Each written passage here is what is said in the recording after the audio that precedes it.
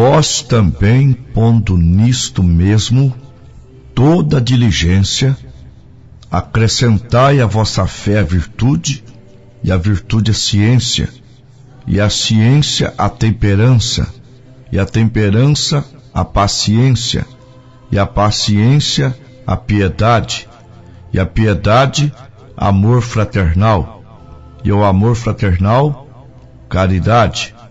Porque se em vós houver e abundarem estas coisas, não vos deixarão ociosos, nem estéreis no conhecimento de nosso Senhor Jesus Cristo. Pois aquele em quem não há estas coisas é cego, nada vendo ao longe, havendo-se esquecido da purificação dos seus antigos pecados. Portanto, irmãos, procurai fazer cada vez mais firme a vossa vocação e eleição, porque fazendo isto, nunca jamais tropeçareis, porque assim vos será amplamente concedida a entrada eterna no reino de nosso Senhor e Salvador Jesus Cristo. Segunda carta de Pedro, capítulo 1, do versículo 5 ao 11. Programa da Fé. De volta à palavra original.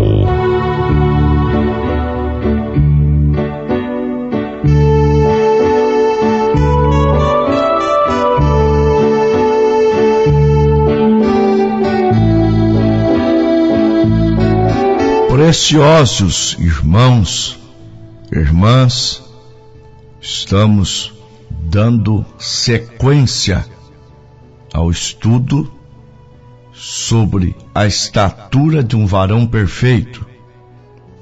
Está na segunda carta de Pedro, capítulo 1, até o versículo 11, do verso 1 ao 11.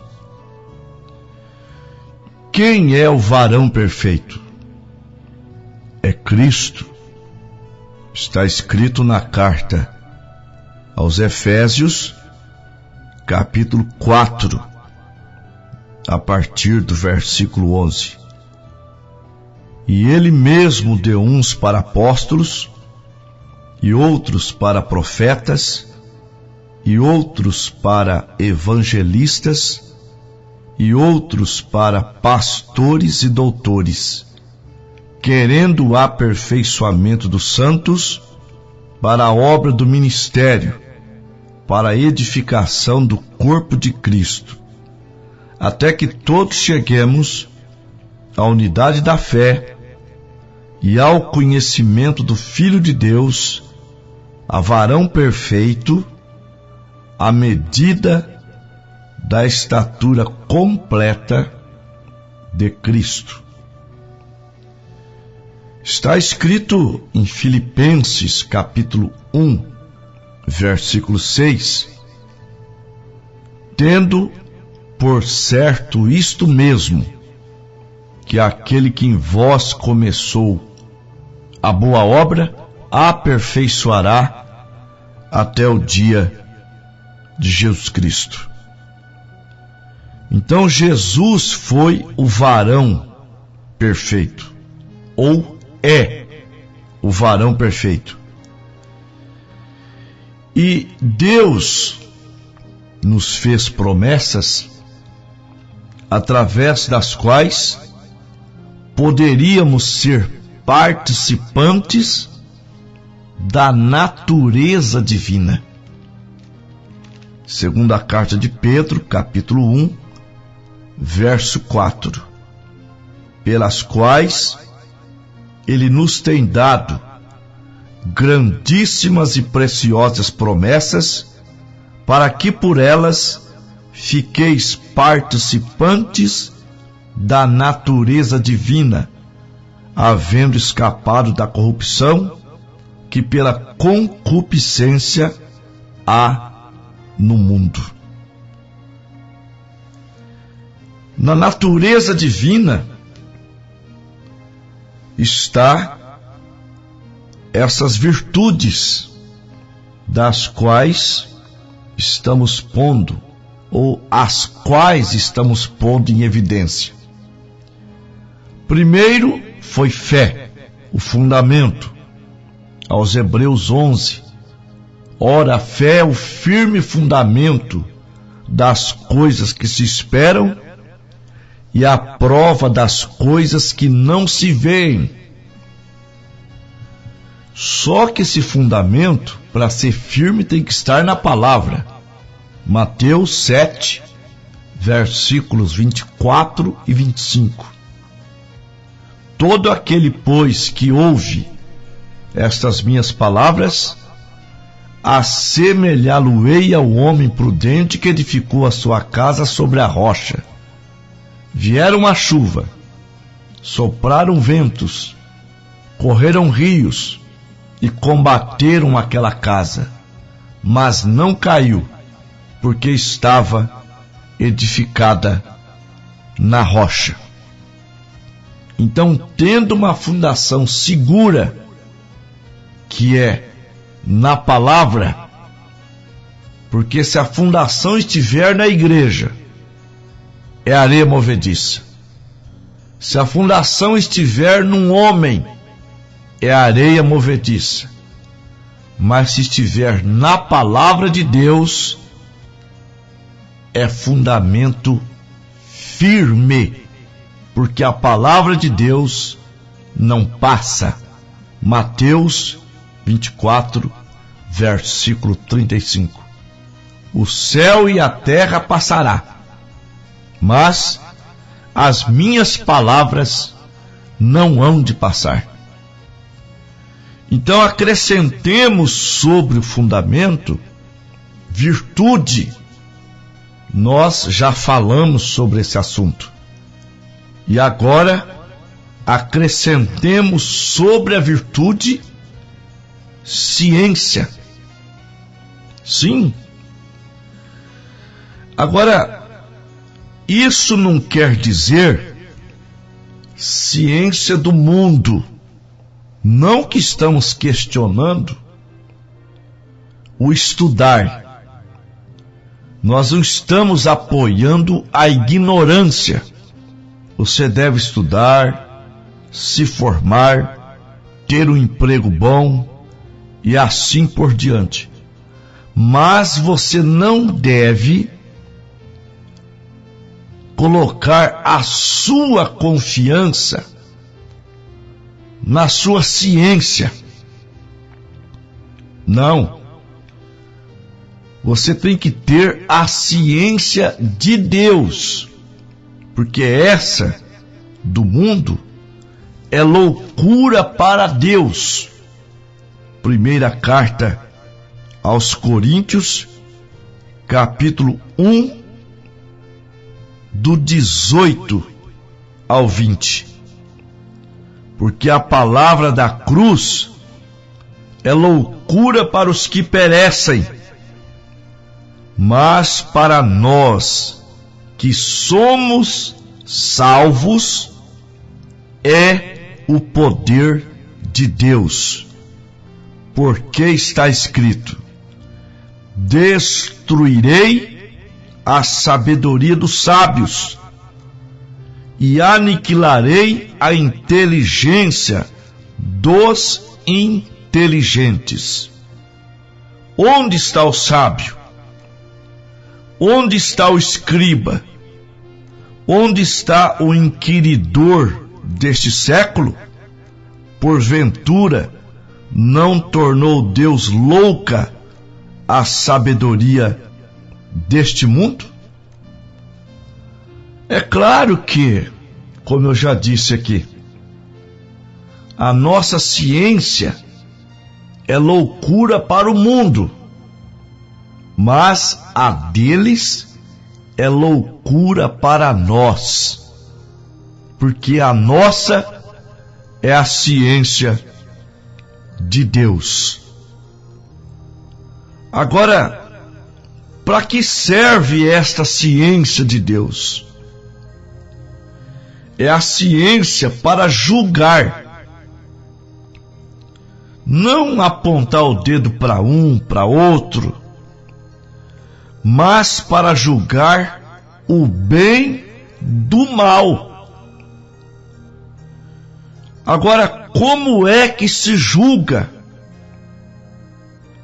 Se temos ciência cristã, juntamente com fé e virtude, julgamos se a palavra de Deus é correta ou não. Se você pode pôr a um lado todos os seus credos,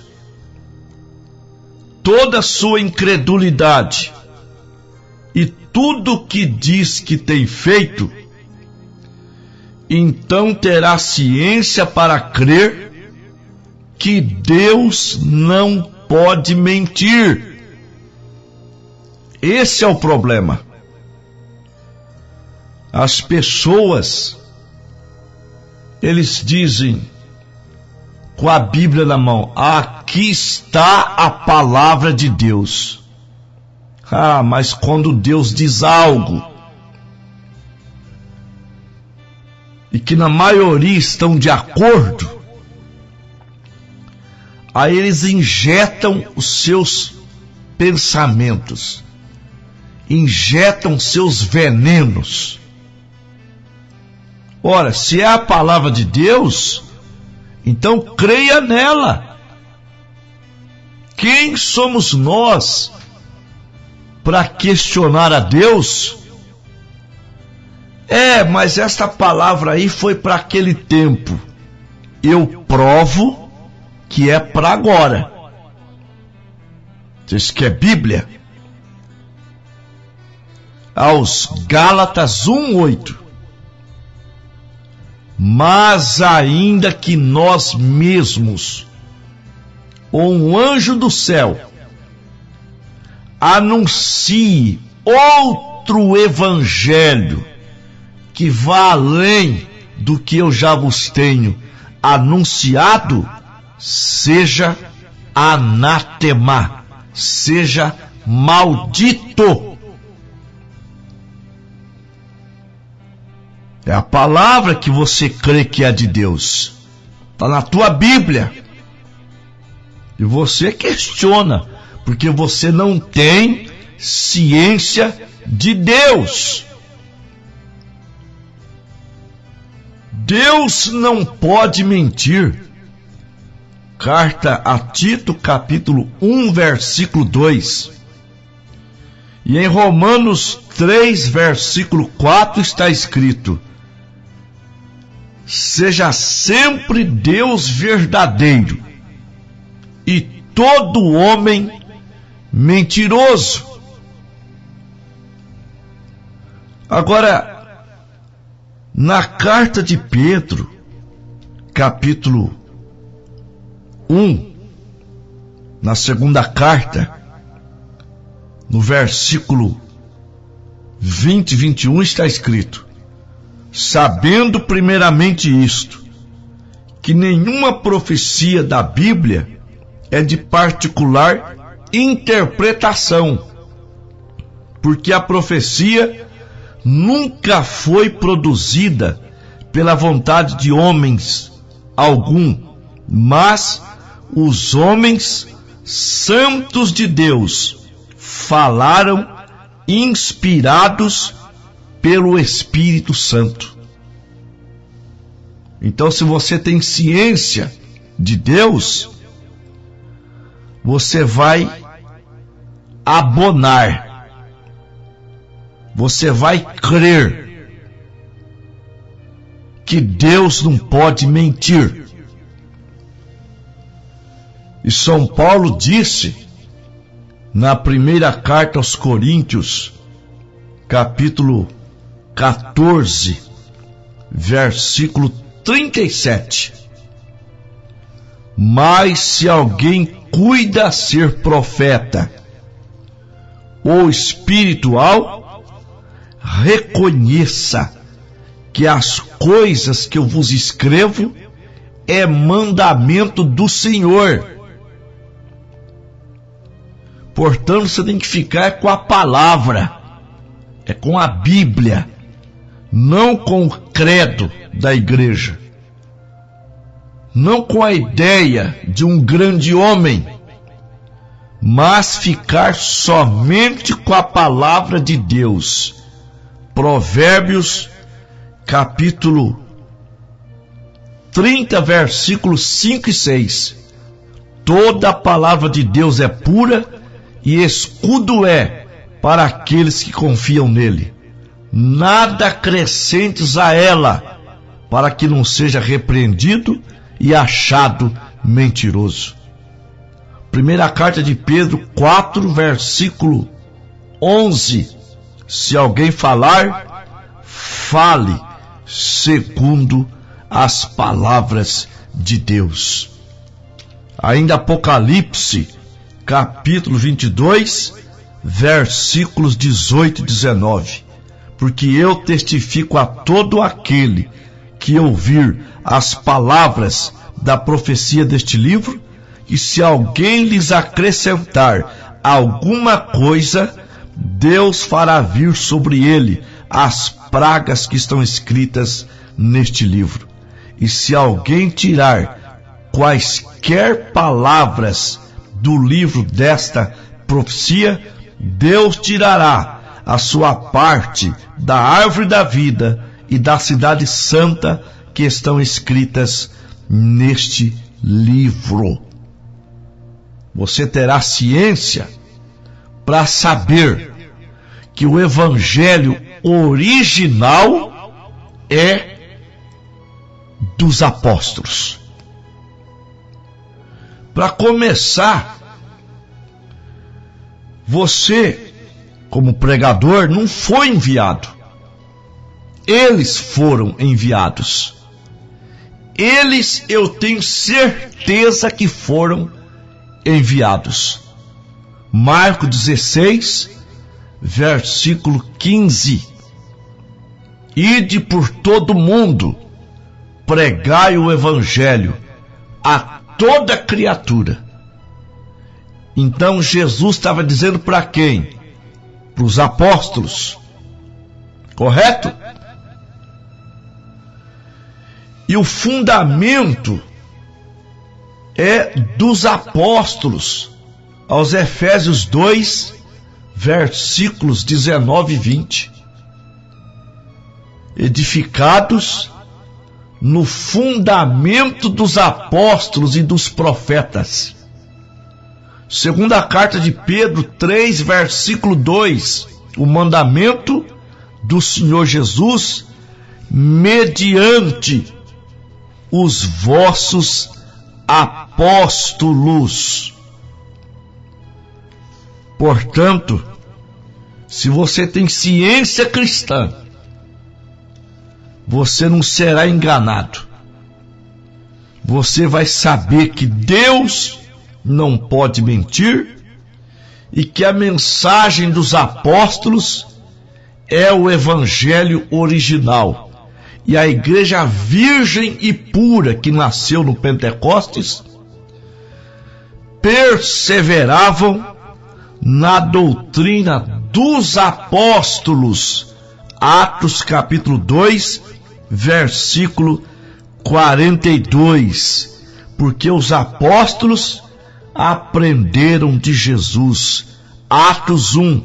Fiz o primeiro tratado, ó Teófilo, acerca de tudo que Jesus começou não só a fazer, mas a ensinar, até o dia que foi recebido em cima, depois de ter dado mandamentos pelo Espírito Santo aos apóstolos que escolhera. Portanto, se você se acha um escolhido para pregar o evangelho, você tem que pregar o mesmo que Pedro, que Paulo, que João, o mesmo que eles pregaram.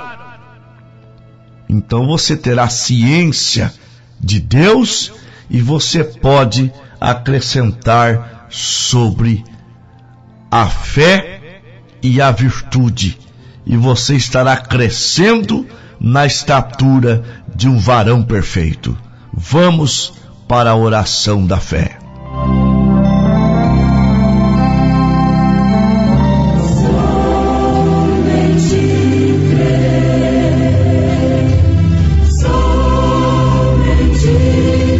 Senhor, meu Deus e meu Pai, eu oro para que o Senhor ilumine os corações, as mentes, porque a palavra do Senhor foi expressada e a palavra dá entendimento aos simples. Salmo 119, versículo 130. Abençoe os nossos ouvintes. Cura, Pai, os enfermos. Liberta os oprimidos pelo poder da Tua santa palavra. Amém.